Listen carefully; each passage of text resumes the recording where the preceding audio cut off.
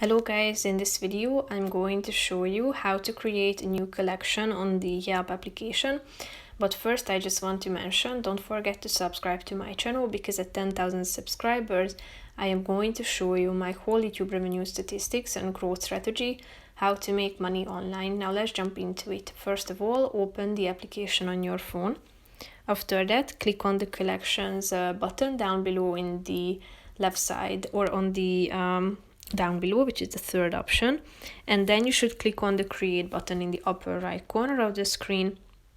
Then you should type in the name of your collection, and then you can select whether you would like to set it to public, meaning that it will be openly featured on this application, and you will receive alerts when followers make updates. So click on this button if you want to make it public, and then click on the save button in the middle of the screen, thereby creating your collection. Here you can add a description to it below the name, and add friends to this collection.